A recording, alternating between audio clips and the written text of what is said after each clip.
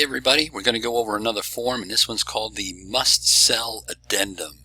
And I like putting this up here as a lesson because it's common enough, and I will get, and most agents will have a lot of questions about this one. So let's just start. It is very simply a two-page document. Let me just adjust this here. Okay. This addendum becomes part of an offer or an agreement of sale. So when is this thing being used? So this is one of these support documents.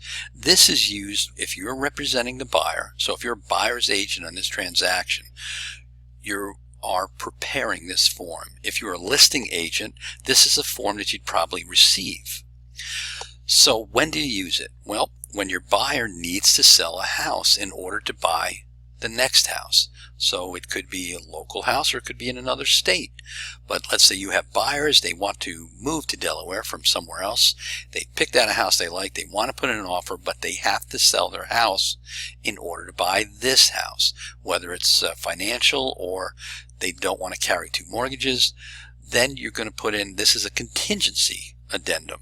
In other words, this whole contract, this offer and contract that these buyers, your buyers, are going to buy this house in Delaware is contingent upon them selling their other house in Maryland or New Jersey or Pennsylvania. Anyway, the next thing I want you to know with this is think of this as a two-part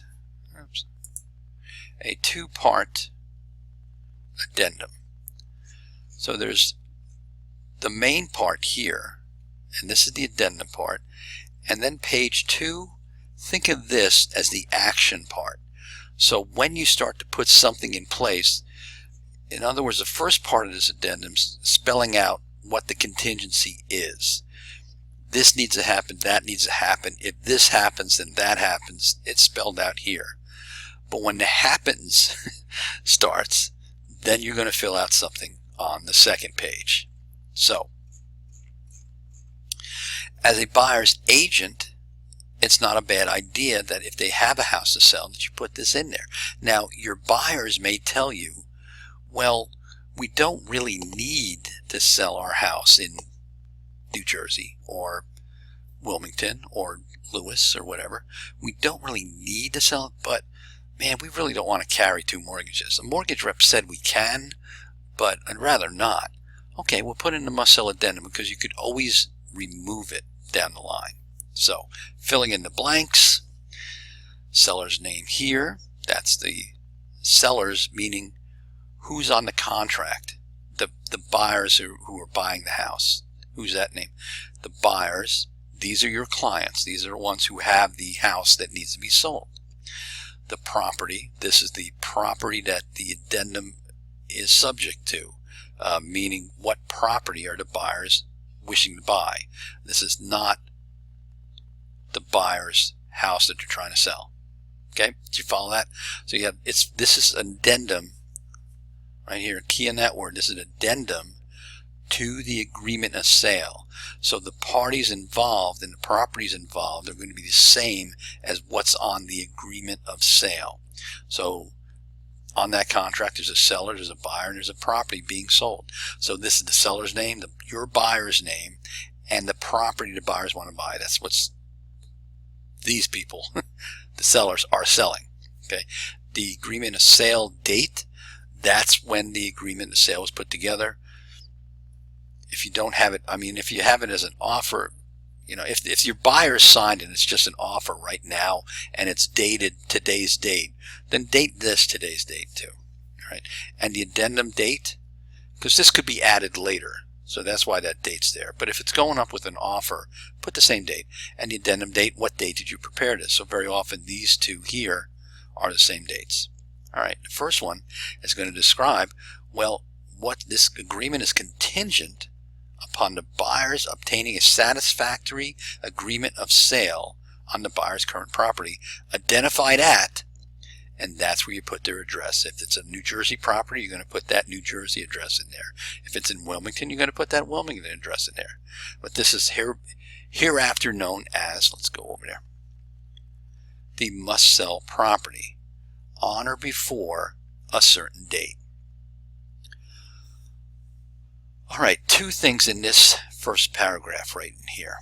One, this word here, satisfactory, very important. In other words, it's obtaining a satisfactory contract. It says agreement of sale on buyer's current property. It doesn't mean that if they've got an offer and their old house, their former house, is worth 200 and they got an offer for 150. This is not stipulating that they take that so that we can remove this addendum, this contingency. A contingency is something that needs to be removed at some point. It's a satisfactory agreement of sale. Second, the date. This is where I get a lot of questions. All right, so should the before, and this is obtaining. The first date is when they obtain that contract. So someone puts in an offer, they negotiate it out, they agree on it. That's the date that they agreed upon. And then here is the settlement date for the buyer's old property. Let's call it that, their former property. Okay. So how do you pick these dates? That's a question I get quite a bit. Well, it's well within your rights to give the listing agent. Now, if it's not you, because sometimes it could be you. You've listed their property and now they're buying one and you're going to put the must sell on the property they're buying. But if it's not you, you have every right in the world to call that listing agent up now and, build a little bond, build a little relationship and ask questions of the listing agent because you want to know how marketable the house is. On a side note, keep in mind if you get people from, let's say, out of state or in an area that you don't really sell houses in, it's always a good question to ask buyers, do you have a house that needs to be sold now? Because if they say yes, then you could say, would you like me to help you find an agent? I know the right questions to ask. I know how to skulk. I know a lot of names. Yeah, we'd love that. And then give them a few names. And you're going to find wherever it is, Bridgewater, New Jersey, Reading, Pennsylvania, Columbia, Maryland, wherever it is, you're going to find some agents. Okay, so, because then you could send that out as a referral fee. All right, so how do you pick a date? Well, I would call, let's just say in this case, the house is in New Jersey and it's a different listing agent. I would call the listing agent and just ask some questions. So how do you feel about the house? If you just ask, understand that a listing agent or an agent is there to sell the house and their glasses are always half full. They're never half empty. So what do you think about the house? Oh, it's a great house. It's so sweet. It's just absolutely charming. I love it. And you're going to get that kind of puffery and that helps you very little. So I like asking a little more pointed questions. Well, how do you feel about the price? I want to see how sellable it is because this is going to help me determine a date. How do you feel about the pricing in that neighborhood? And then listen, because if the listing agent hems or haws and says something like, well, I don't think it's too far off. Okay, to me that says, yeah, it's overpriced. What about the condition? Are they, oh, the condition's great. It's very thinned out. There's not a lot of clutter. And listen again. If they say, I've told them that they should declutter a little bit and there's a few repairs to be made. I'm thinking they don't have a house that's quite ready to get on the market and be sold in a day or two. Not that it should be, but now understand that this is a very important part of it all in here. So you want to be careful with this. Because let's say you're trying to get the sellers up here agree to your offer, and this is probably coming in with an offer at the same time. So let's say you put on there 8 months down the road. What is that saying to the seller? That's saying, well, we can accept this contract, but we can't settle for 8 months. That's the way they would interpret it. Or 6 months. So at some point it's too high of a number. Now these can be extended. So I don't like putting in a high number. I like hearing that a house is sellable and marketable and reasonably priced. It doesn't have to be underpriced, just reasonably priced. They're old house. So if I feel that the listing agent has told me and said, oh no, it's right there, it's competitive with the market. In fact, it might be a little low, but I think they really want to get on their way and get to Delaware. That's a good thing. I may put in 3 months. Now you're always going to explain verbally to the other agent, just in case they don't know, that, hey, listen, this house sells quicker. We're glad to, move up all the dates. All right. And then normally I would put, a month and a half, 6 weeks after this. So if this is 3 months, and it says here, so you actually going to put in a hard date on there, I would put in 6 weeks later. So if this says, October 31st, I would probably put 1 month is November. December, I put in about December 15th. Just roughly 6 weeks. Okay, let me talk about something else now. With a must-sell addendum, I like to think of it that there's 4 levels of a must-sell addendum. And you need to keep this in mind when you're presenting an offer that includes a must-sell addendum. So from weakest to strongest, the weakest is we have a house that needs to be sold. This is basically what the buyers in this must-sell addendum are saying to the sellers of the property they wish to buy. So the weakest one is where the buyers are, in essence, saying, we have a house that needs to be sold. We don't have an agent yet, and it's not on the market. That's your weakest one. The next one, the next level up is, we have a house that needs to be sold. We have an agent, and it's on the market being actively marketed right now. So it's listed, in other words. The next one up would be, our house is on the market. We have a house that needs to be sold. Our house is on the market, and we have a contract on it from buyers. And the strongest one is, we have a house that needs to be sold. It's on the market. We have a contract, and our buyers of our house have a mortgage commitment. In other words, that settlement's going through unless something falls apart. Things do, but for the most part, that's the strongest one. So it's always good too, and sometimes I coach my clients that they really want to have a house, they want to put an offer in. I would say, well, let's work on getting your current house on the market, because that will help make a little bit stronger of an offer. So that's just on a side note there. Anyway, there we go. Get that working. There's it go. There we go. Need to learn how to turn off notifications while I'm doing this.